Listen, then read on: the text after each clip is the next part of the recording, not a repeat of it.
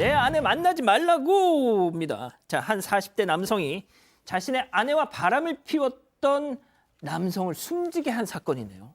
그러니까 지금 그 당시에도 그런 일이 있었는지는 알 수가 없어요. 대다수 피해자가 또 목숨을 잃었기 때문에. 예. 근데 어떤 일이냐면 이 40대 남성이 자신의 아내가 운영하는 가게를 찾아갔는데 마침 그 찾아간 이유도 이제 아내의 어떻게 보면 좀 부정이나 이런 걸 의심을 했던 겁니다. 그런데 과거에 자신의 아내와 좀 인연이 있었던 50대 남성이 거기 있는 걸 본 거예요. 당신이 왜 여기 와 있어? 그러니까 이 남성은 아니 나는 오늘은 일 도와주러 온 것이다 이렇게 했는데 신랑이가 일어난 거죠. 그렇게 두 사람이 좀 몸싸움을 하다가 이 피해자의 급소를 2번 정도를 걷어찼는데 그만 피해자가 숨지고 만 사건입니다. 예, 지난 7월 새벽 3시 노래방에서 벌어진 사건인데 지금 뭐 말씀을 하셨지만 급소를 가격을 했군요.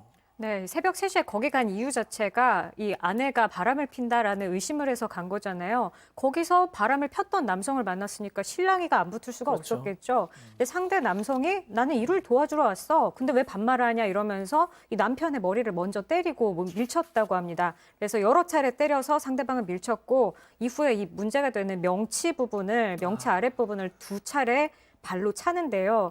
상대 남성 이 폭행으로 인해서 급소를 맞고 치료 6시간 만에 숨지게 됩니다. 하하, 그렇군요. 자, 손 변호사님, 그런데 이 남편이 받은 혐의는 살인이 아니네요. 피해자가 사망했다고 해서 다 살인죄가 적용되는 건 아니죠. 결과적으로 피해자가 사망했다는 사실은 동일합니다만 애초부터 죽이기 위해서 행위한 것이냐 아니면 그건 아니고 때린 건데 그로 인해서 사망한 것이냐.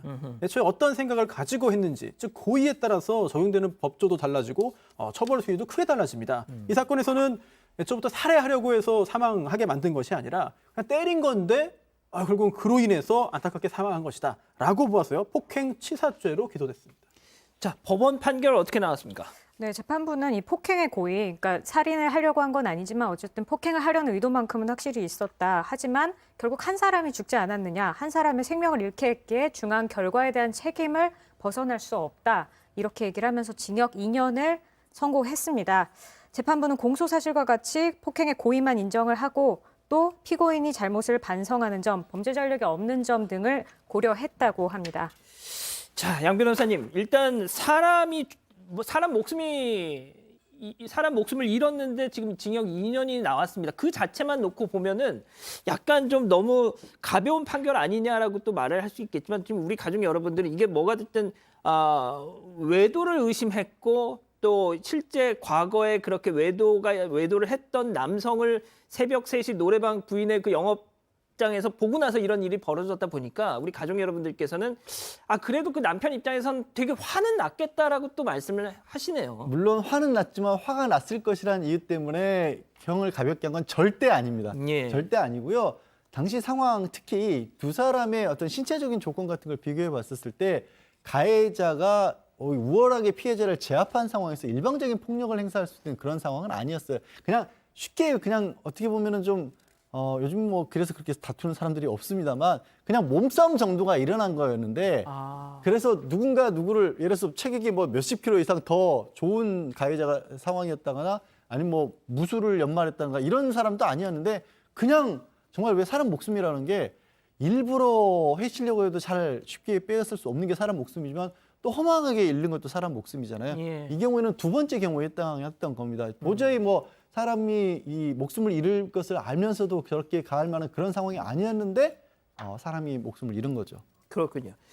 자, 소장님, 일단 이런 외도 문제를 통해서 이렇게 막 부부간의 불화가 벌어졌을 때 아무래도 이제 폭력을 수반하는 그런 상황들이 많이 벌어지잖아요. 네. 이럴 때는 좀 그래도 뭐가 됐든 폭력은 안 되는 거 아닙니까? 예. 그렇죠. 그렇기 때문에 사실은 안 만날 수 있었으면 이렇게 좀 폭발할 분노의 감정이라는 건 굉장히 강력하면서 잘 그 순간을 참을 수 없는 때 나오는 건데 또 가장 금방 가라앉는 감정이거든요. 그러니까 사실은 이때 안 마주치고 좀 피할 수 있었으면 좋았을 텐데 안타깝게도 이렇게 마주쳤고요. 많은 사람들이나 이제 재판부도 그렇듯이 이렇게 분노의 감정이 일어날 만한 상황은 있는 게 맞다라고 참작해 줄 것 같습니다. 그렇군요.